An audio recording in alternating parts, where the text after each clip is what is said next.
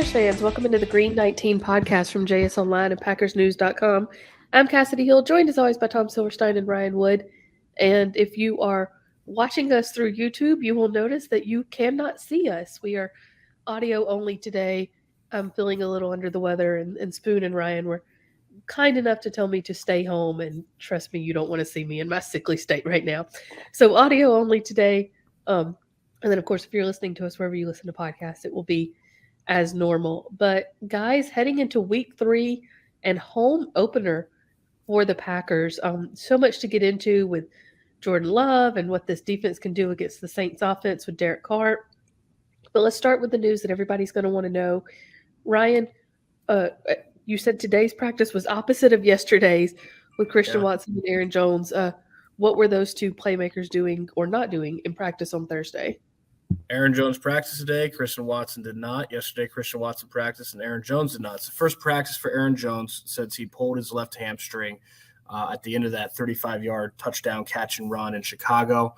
Hadn't seen him back on the practice field. I thought, and I'm curious what Spoon thinks too, but I thought that it looked like he was moving pretty well. I mean, he was taking pitches to the outside. He was running routes, had his left hamstring wrapped.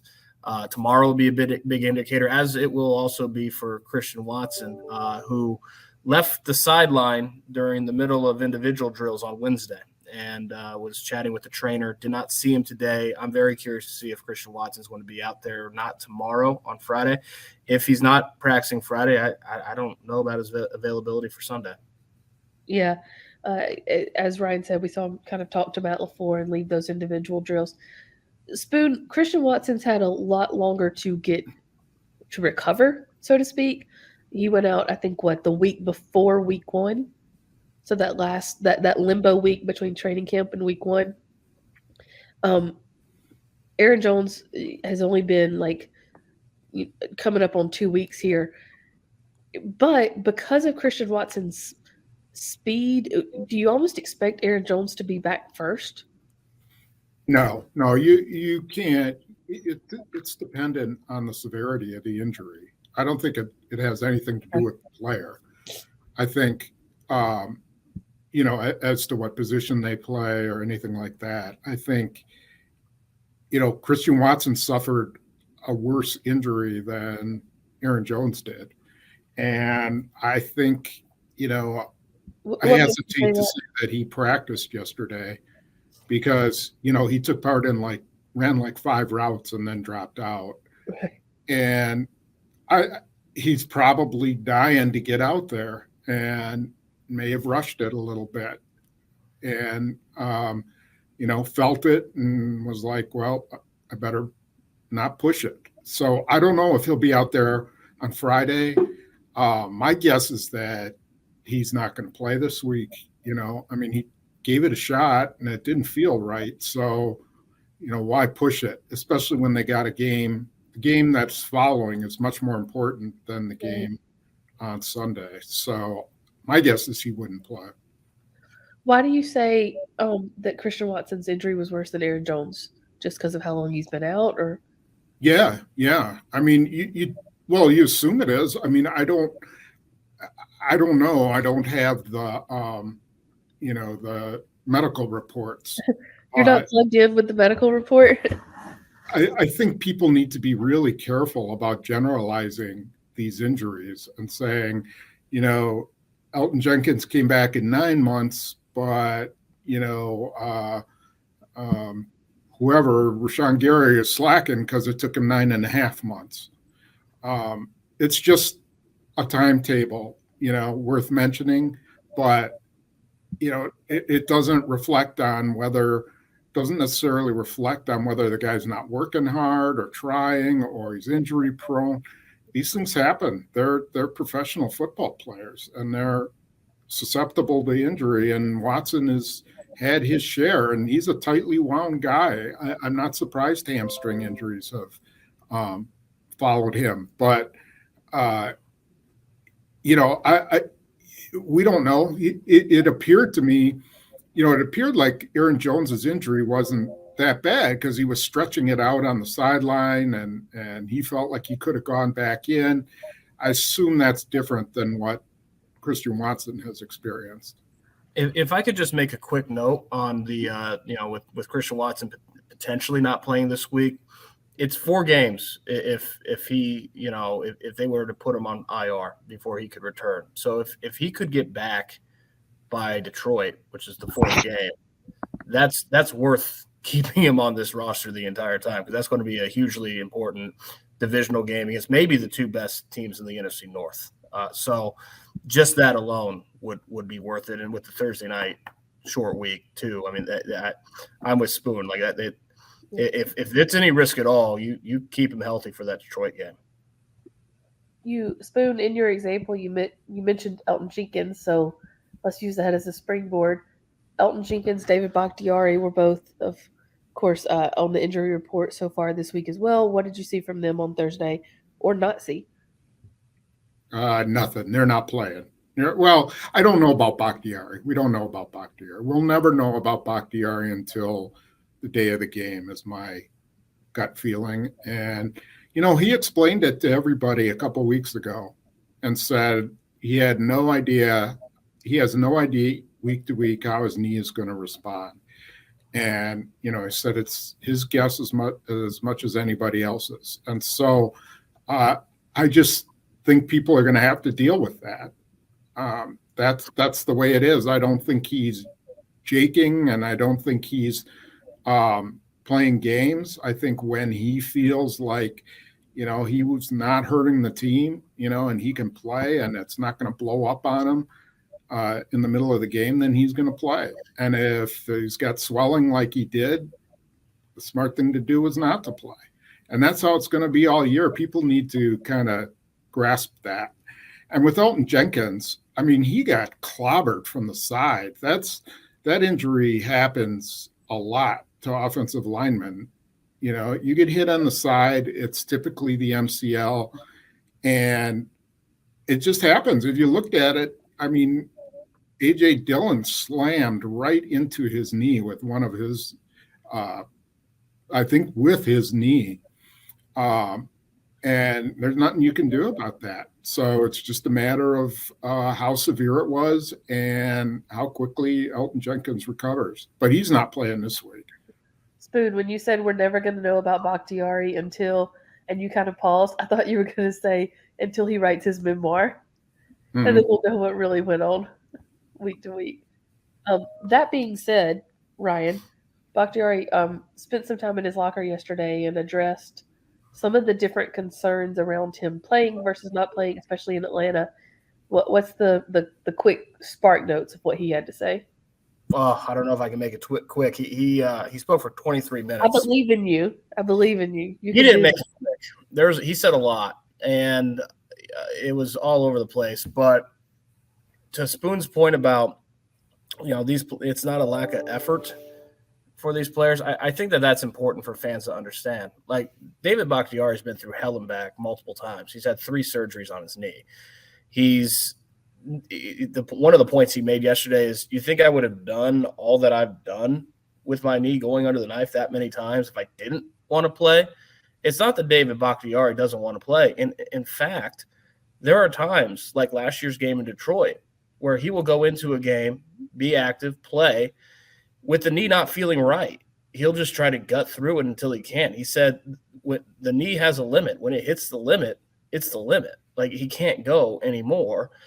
And I asked him specifically, at what point from playing 55 snaps in the opener against the Chicago Bears to not practicing all week and being inactive the next week, and 55 really good snaps too, didn't allow a sack, played like David Bakhtiari. At what point did the knee flare up? He said he maybe felt a little something during the game, but nothing that could be pinpointed to one play. And then Monday, Tuesday comes, and it's not good. I mean, this is the reality of David Bakhtiari. It's not uncommon for him to feel something in the knee while he's out on the field, but it just hasn't hit the limit yet, so he keeps playing. One of the big questions I asked him point blank was, with all you're going through mentally and physically, why do you keep doing this? And I was pretty fascinated by the answer. It boils down to, he's still really good at it and he loves it. And for anyone that does anything that they love and they do it at a high level, ask yourself, how do you walk away from that? It's really tough to walk away from something you love doing. And when you're out there, when you're doing what you're doing, you're really good at it. And David Bakhtiari is still really good at what he does when he's able to play. It's just sometimes the knee doesn't let him. So it's going to be now I've said it before. It's more of a condition than an injury at this point. It's a condition that he has to constantly manage. It's not going away. It will always be this way. And sometimes he's just not going to be able to play. The Packers, they surely had some idea of that when they decided to bring him back. Now, I don't think that they envisioned him being inactive week 2. That's a little different. It's early in the season. But they know the reality with David Bakhtiari. Matt LaFleur says it all the time. It's very fluid. Spoon, is there anything that you're so good at that you wish you could walk away from, but you just can't because you're the best? Eating, maybe. That'd probably be it. What's the dish? What's the dish that you can't quit? Sweets. Spoon? Probably Yeah. sweets. I got a sweet tooth. Spoon loves chocolate, y'all. He loves some sweets. But you're that good at it. You can't walk away from it. I can't. I'm trying. I try every day. There's always tomorrow. I feel that way about warheads. Anyone ever have a warhead? Look, Rose, have some respect for yourself. I know, right? I mean, it makes no sense. That and Mountain Dew. I love me some Mountain Dew. Dr. Pepper. And it's warheads. They will tear up your mouth, and Mountain Dew is not good for you at all. It's like drinking acid. But I cannot stop drinking Mountain Dew, and I love popping warheads. Well, let's get to this week's game. I have got the TV on in the background, and it actually was kind of funny because they just showed a Packers highlight, and then they showed a Saints highlight, and it was Marcus May making a tackle. Marcus May, the Saints starting safety, is suspended for the next 3 games, stemming from a violation of the NFL substance abuse from 2021. Kind of interesting that this was in 2021 and the punishment doesn't get handed down until now. But he will be out for Sunday's game. I actually do a piece each week with an opposing beat writer, and that'll be up on PackersNews.com later today. But he said that they don't know yet who will replace Marcus May, but it's likely to be rookie safety Jordan Howden. Spoon, he even mentioned that a lot of people up here might be familiar with him because he played for University of Minnesota. That being said, he is a rookie, and if you're probably not going to have Christian Watson, but let's say just for the sake of this argument, you don't have Aaron Jones again either. If you are the Packers and you've got a rookie safety back there, do you try to push the ball down the middle of the field a little bit more just to take advantage of that mashup? Spoon, go.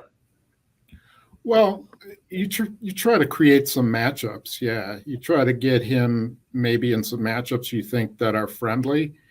I don't know how they view him, but you always pick on rookies if you can. If they allow you to. If he sits back in cover 2 with both safeties are sitting back all day, then it's probably a little harder to take advantage of him. But if they can isolate him on Musgrave or someone coming out of the backfield, then yeah, you would try to do that for sure. Ryan, your other option at safety is Tyrann Mathieu. Then you come out to your corners and you got to face Marcus Lattimore. So if you're Jordan Love, and is it sort of pick your poison? Is Tyrann Mathieu maybe past his prime? Where do you try to hit, I guess, basically is what I'm saying. Are you going in the middle of the field, the check downs? Where are you going? I don't want to provide an oversimplified answer, but just based off the first 2 games, I think it's safe to say that Jordan Love's just going to throw to whoever's open. And what we saw last week against the Falcons, rightly so, the Falcons defense wanted to take Romeo Doubs out of the game, and they did. He had 3 targets and 2 catches.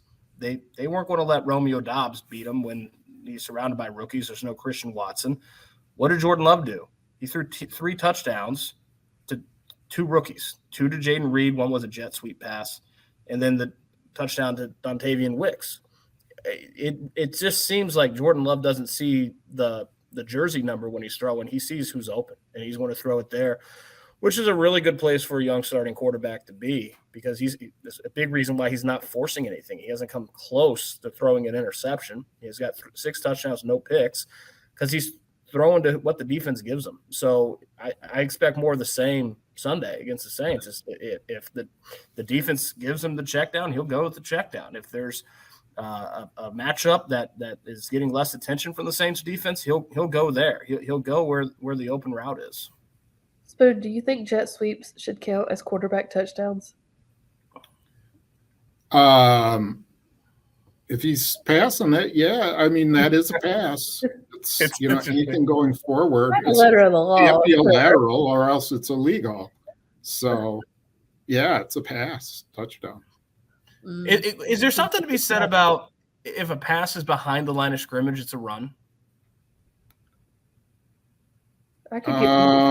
I still think it's then considered a forward lateral if it's, it is, underhand. Are you asking should it be? Yeah, should it be? I know that if you're forward throwing, no matter where it is, behind line of scrimmage, past line of scrimmage, that's a forward pass by today's NFL. I'm asking, should that be counted? If it's behind the line of scrimmage where the target is, should that be counted as a run? I could get behind that. Unless it's like a swing pass. See, now we're getting complicated. But see, that's still behind the line of scrimmage. It's a lot of work that the receiving target is doing there. Yeah, I don't know. That being said, to your point, Ryan, 3 touchdowns, 2 rookies. Dontayvion Wicks especially, what kind of maybe surprised a few people. He surprised me. And I think it's just because due to injury, we didn't see a lot of him in camp. Spoon, I know you talked to people about him this week and to Dontayvion Wicks. Is this somebody was that a one-off game, or do you think there's enough here with Tay Wicks to sort of build into being a legitimate contributor this season? Well, at least until Christian Watson comes back, he's got to be. And right now, it appears they value him ahead of Samori Toure and Malik Heath. And so, he's essentially the third wide receiver, I think. He's getting a lot of playing time. And it is evident that he knows the offense. He's got talent.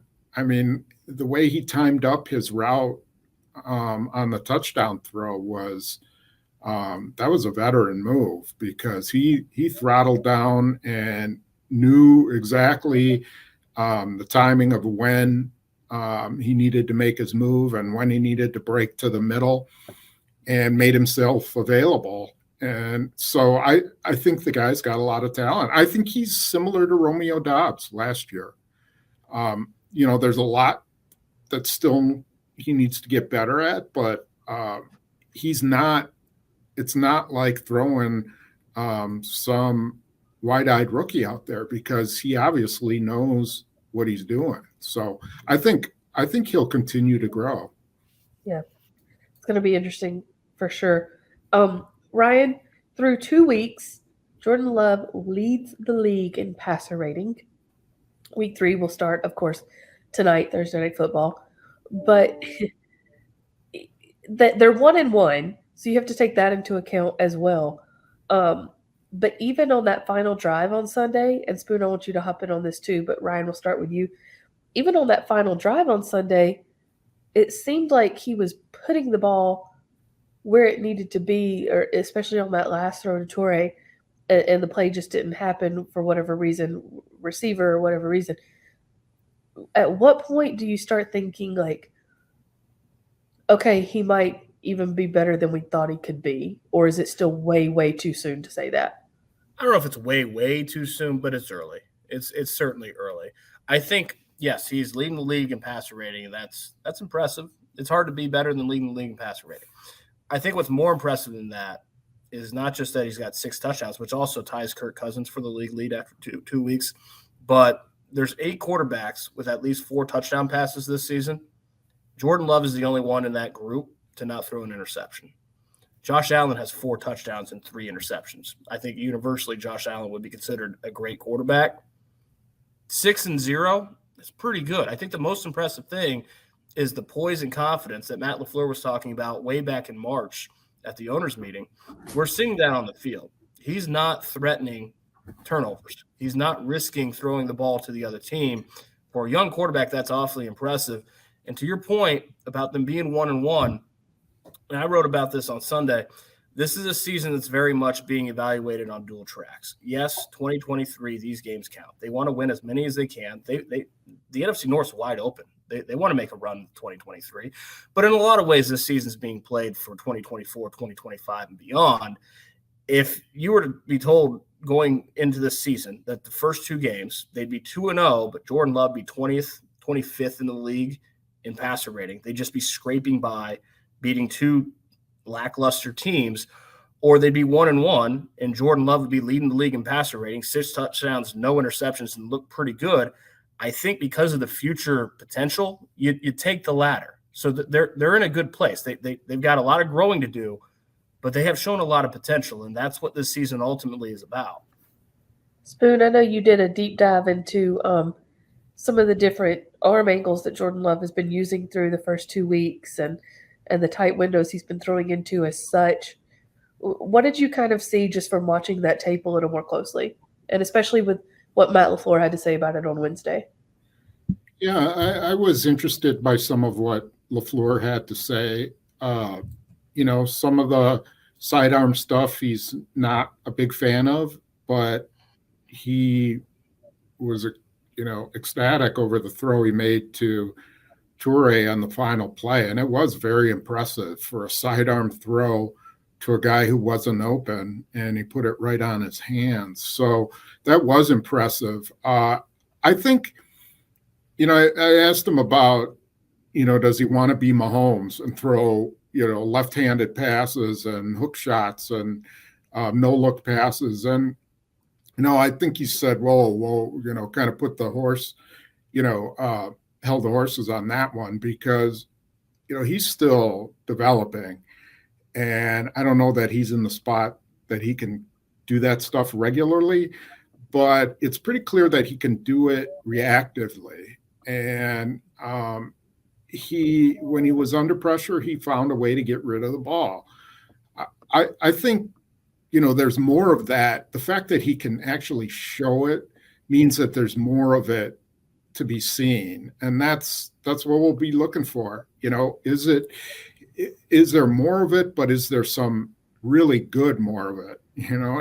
Is it really something that's going to enhance his game and really bring him up to a top level in the NFL? Because it could, that kind of stuff can really separate you. I mean, that's why Josh Allen is so good. And that's why Mahomes is so good.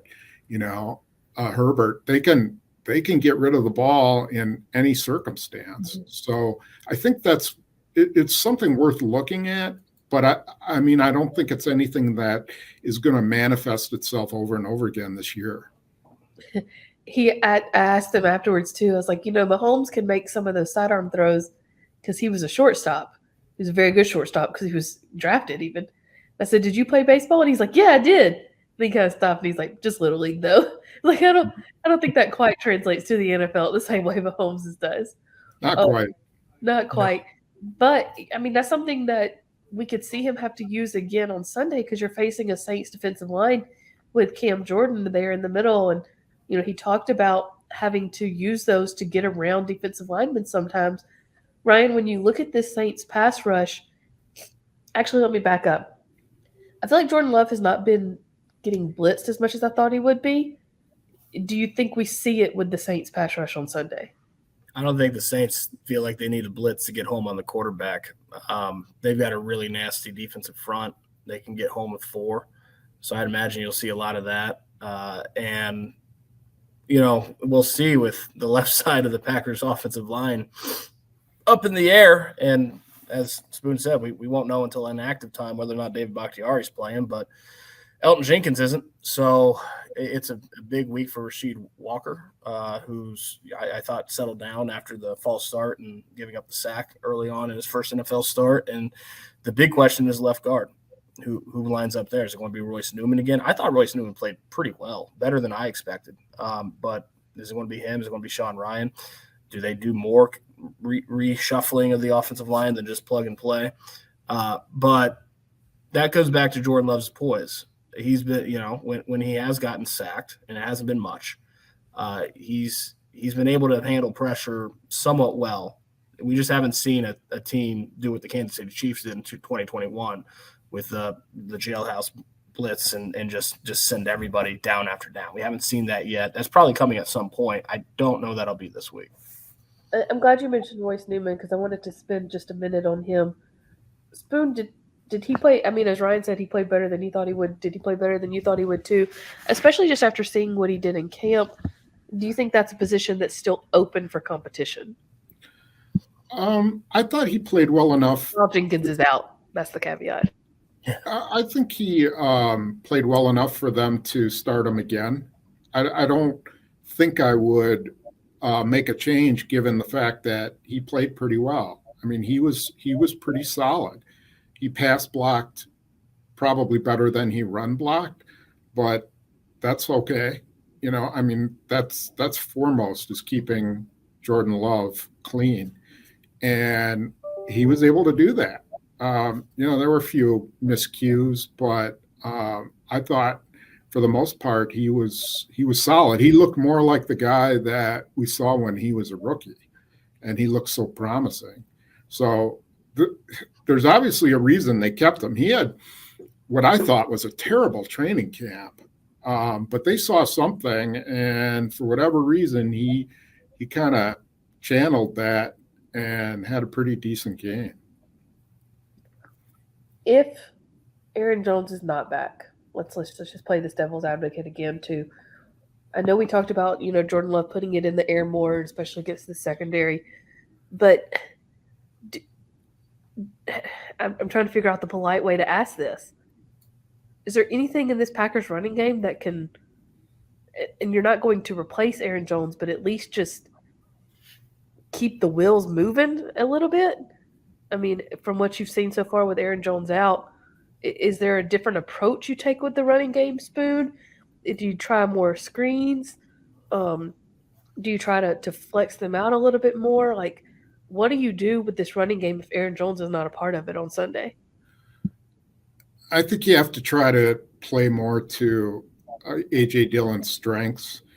And I think you're going to have Love under center a little bit more. I think A.J. Dillon is better when, he's in more of a traditional eye and he can get a little bit ahead of steam. But you got no other choice. I mean, he's your back, and they're going to have to keep running him until they can't, until they have to say, okay, we're not getting anywhere with him. We're going to just have to pass the ball. Because he's the most talented guy they got in the backfield. I mean, I don't know if Emmanuel Wilson is going to come through for you. And we know what Patrick Taylor is. So Dillon is it. And I just think they need to call the game to fit him, if they want to have a running game. And I tend to think that what he does well and what Aaron Jones does well are two totally different things. One of the reasons why I think it's so important that Aaron Jones does play is to the point that Spoon made about Royce Newman being better in pass pro than run blocking. Aaron Jones is a back.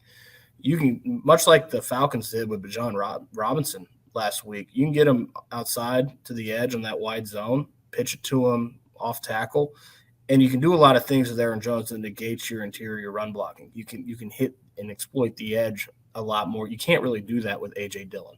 So if it is A.J. Dillon, I don't know if that dictates what they do at left guard, but Royce Newman, if he is the left guard, better bring his run blocking because they're a lot between the tackles there. When you don't have your two best weapons on the field in Aaron Jones and Christian Watson, which in that they could still have one or both of them, so let's just remember that.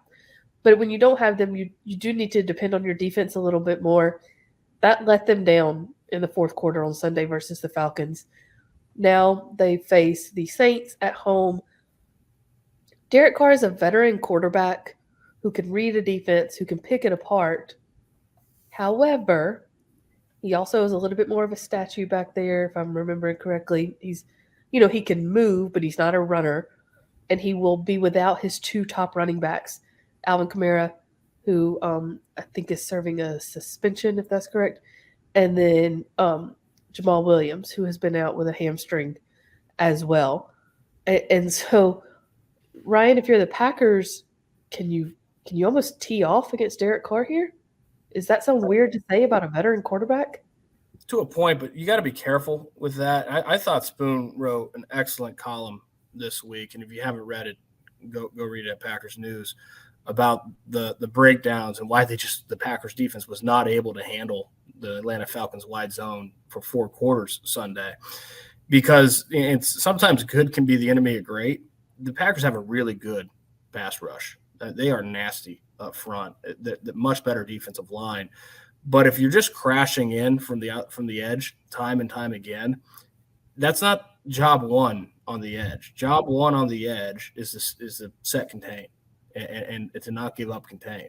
They gave up contain so many times. A point that Spoon made in his column that you're just setting yourself up to, no matter how good your pass rush is, the edge at the wide field is wide open in that case. So they've got to do a much better job of setting an edge and not giving up contain than they did last week. Now that there's not a Bijan Robinson on the New Orleans Saints, especially not with Kamara out, but you can't make it easy for them either. And that's how you do that, is by not setting an edge.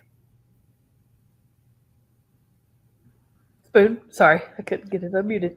I think this is a game that they just go after Carr. I mean, he's been sacked 8 times already this year, and more so, he was under a lot of heat in their opener and against Tennessee.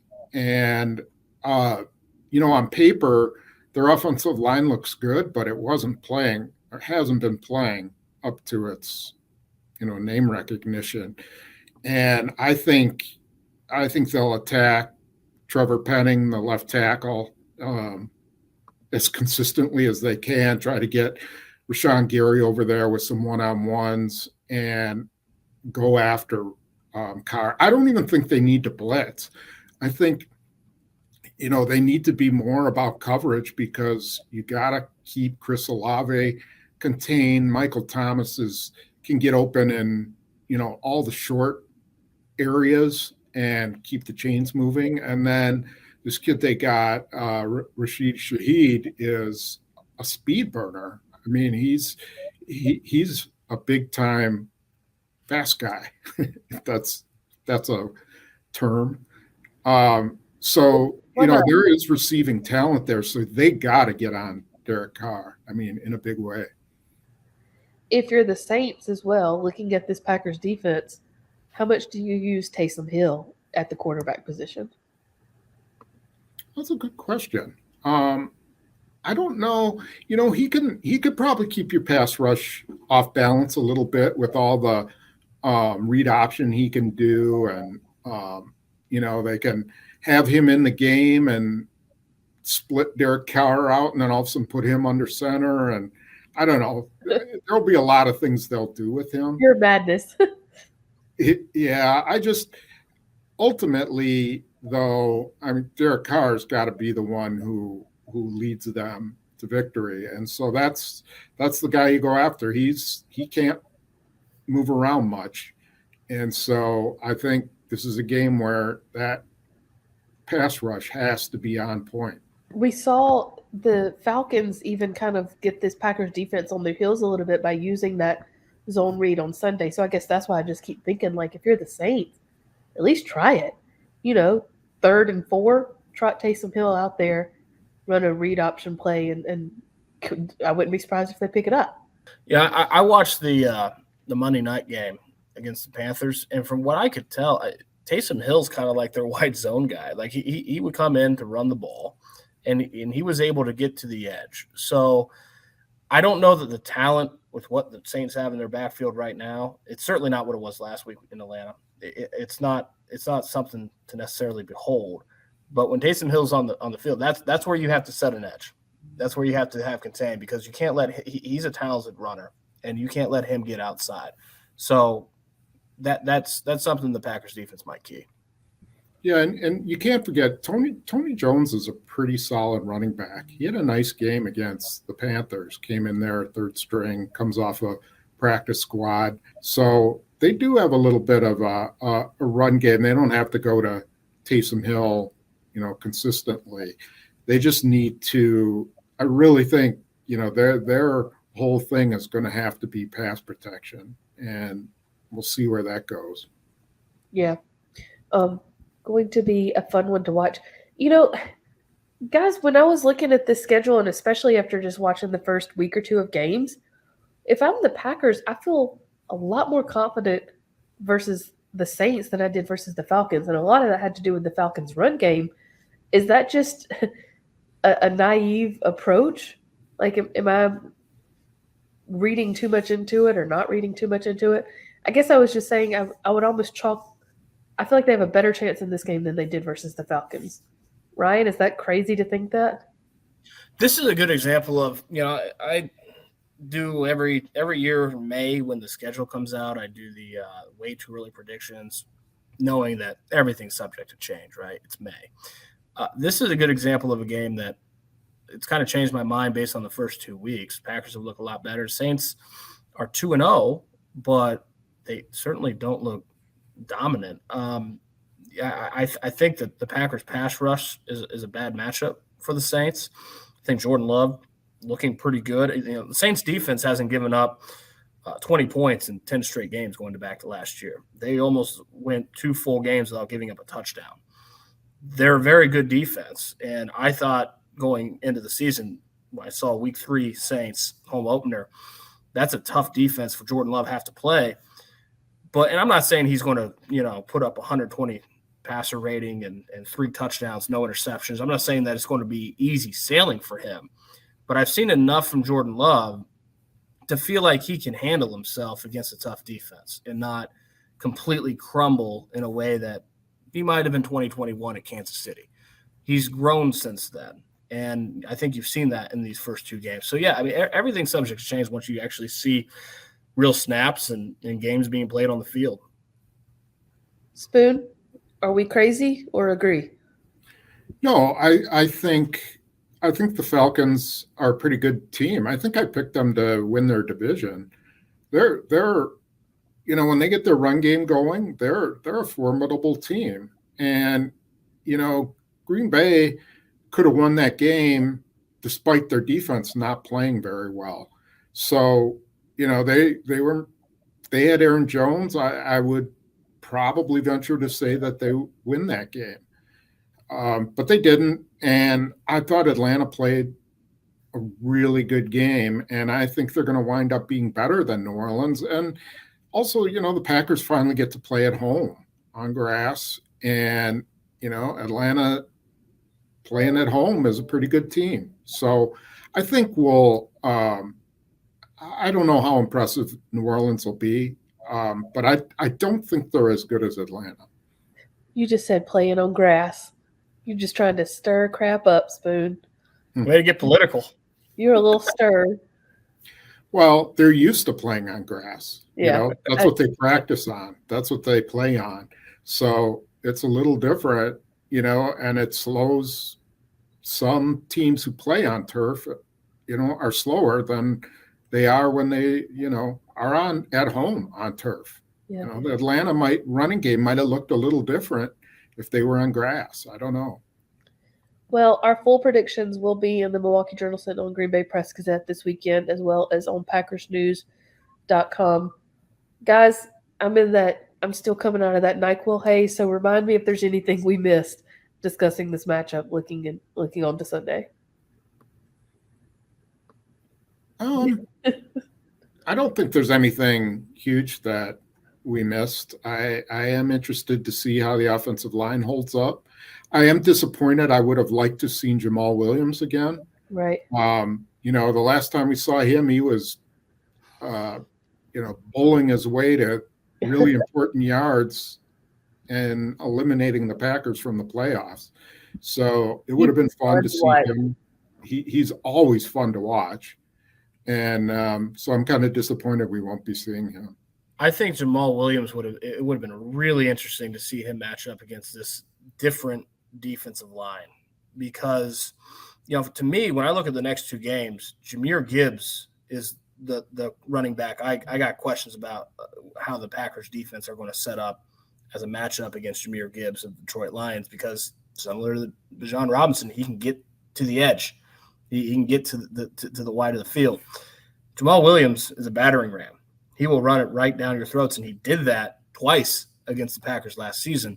But I do think that this Packers defensive line is much more stout. It's a lot harder to run it right at him, and that's not at all what the Atlanta Falcons did last week. It was all wide zone, wide zone, wide zone. So, yeah, it would have been really interesting from a litmus test standpoint to see Jamal Williams, who we just saw twice last year, go against this Packers defensive line. Yeah. Yeah, and the last thing is Jair Alexander's got to get his act together after that game. Everybody's allowed to have a bad game, but when you declare yourself the best at your position and, pound your chest and talk a lot of trash, you got to back it up. And he did not back it up against Drake London. And in general, he just had a bad game. And so, this is a chance for him to redeem it, and he needs to shut down Chris Olave or try anyways. That's a hard assignment. But, that's why he's one of the highest paid defenders in the league. I'm glad you brought that up, Spoon, because that actually is a really good, quick little topic.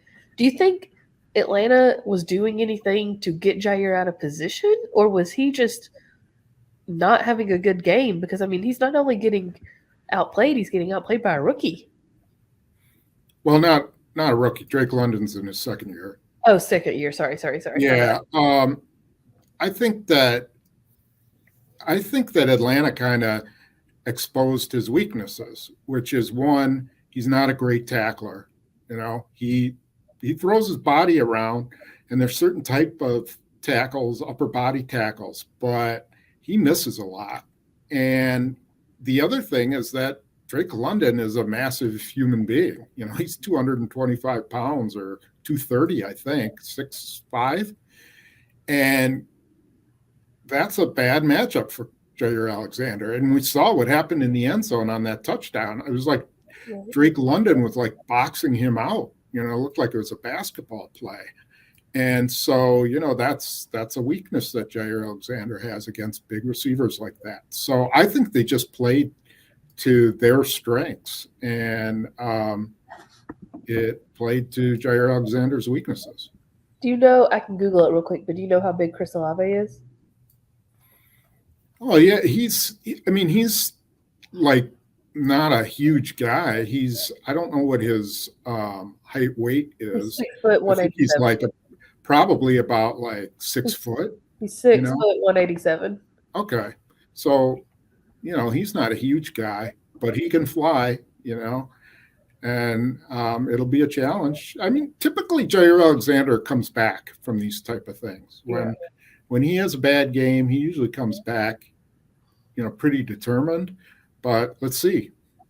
The last year when he faced Justin Jefferson in Lambeau and just shut him down, he had a bad game the week before that. And I'm trying to remember who it was against, but do you remember that? Like he didn't have a great game, and then he comes out the next week and he shuts down the best receiver in the NFL with ease. Yeah, I don't remember who he played before that, but yeah, I'll take your word for it. If you say it confidently, people will believe you whether or not it's true. It's a good lesson for life. Guys, I'm going to let y'all get back to it. I'm sure the locker room will be opening soon. Thank you for letting me do this from home. It was much needed. I'm about to get this uploaded, write one more story, and then I'm going to slip into a Dayquil haze.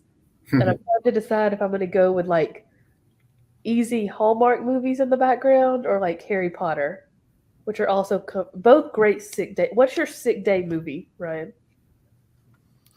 I just sleep when I'm sick.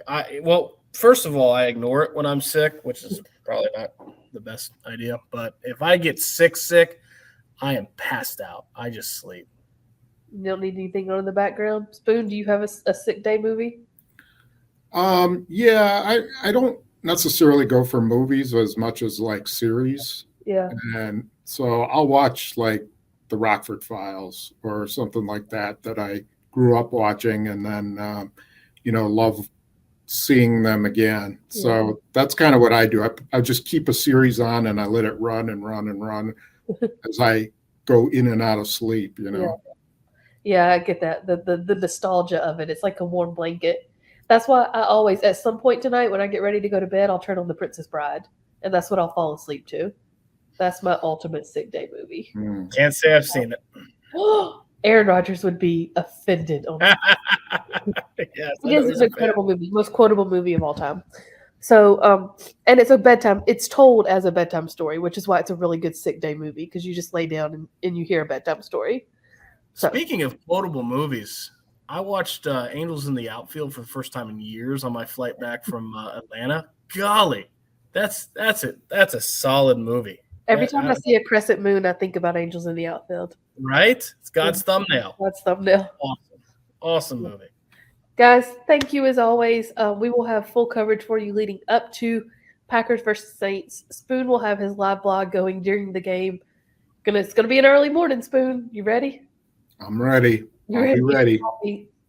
Kickoff at noon in Lambeau, and then a short week to face the Lions. And as I said, we will have full coverage for you on PackersNews.com. Guys, thanks so much as always. This has been the Green 19 podcast from JS Online at PackersNews.com.